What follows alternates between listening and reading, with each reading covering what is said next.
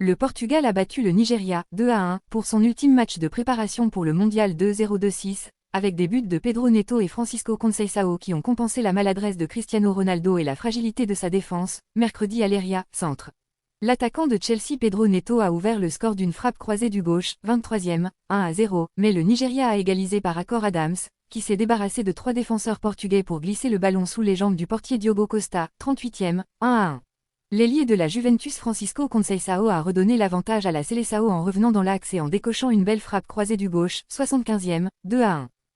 Le quintuple ballon d'or Cristiano Ronaldo n'a lui pas profité de ce match amical pour rassurer ceux qui doutent de sa capacité à se montrer à 41 ans aussi décisif que par le passé.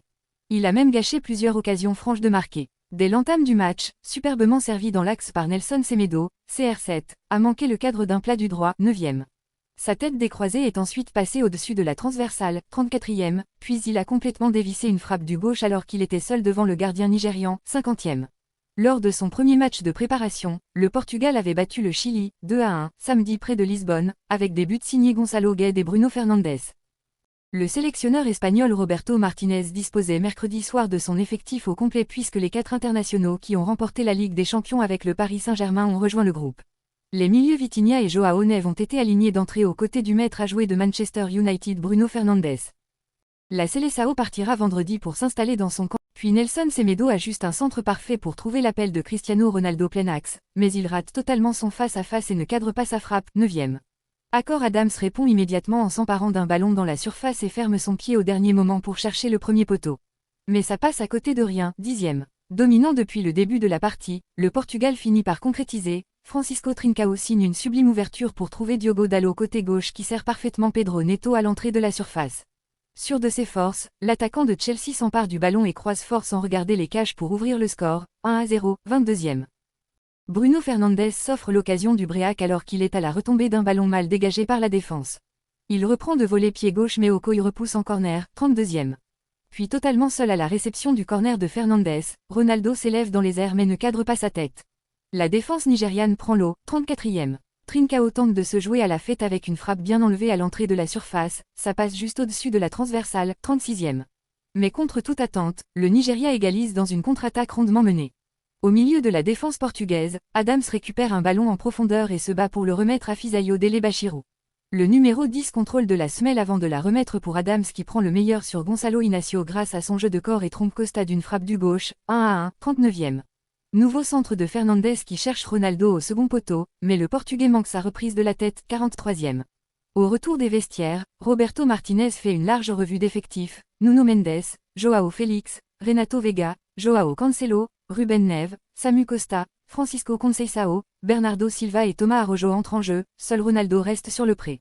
Et João Félix trouve déjà la barre transversale, il envoie une frappe puissante à l'entrée de la surface de réparation.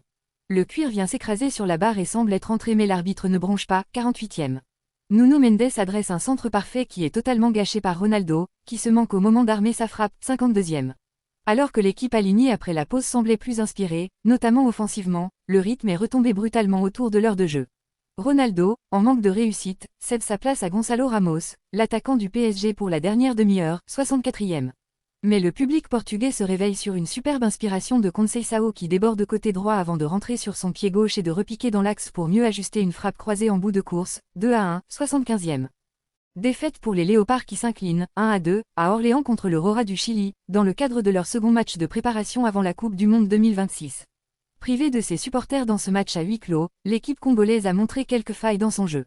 Notre rédaction vous propose, comme après chaque match, la note de chaque Léopard selon son rendement. Lionel Mpassi, 3, il n'a pas été convaincant. Dès le début du match, il n'était pas dans son match notamment dans la prise de ballon-jeu au sol. Sa mauvaise prestation s'est tout de suite remarquée en seconde période en encaisse de buts sur des tirs à distance, dont un sur coup franc direct.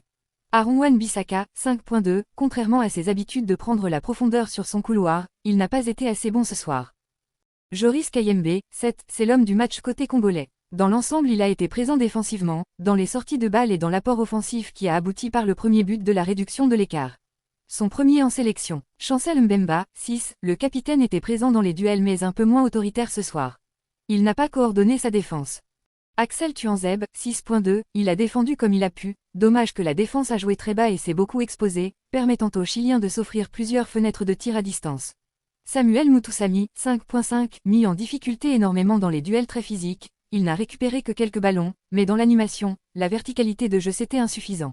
Ngaleyel Mouko, 5, englouti dans le faux rythme imposé par le Chili, le milieu du LOSC a disputé 45 minutes difficiles avant de céder sa place à la pause.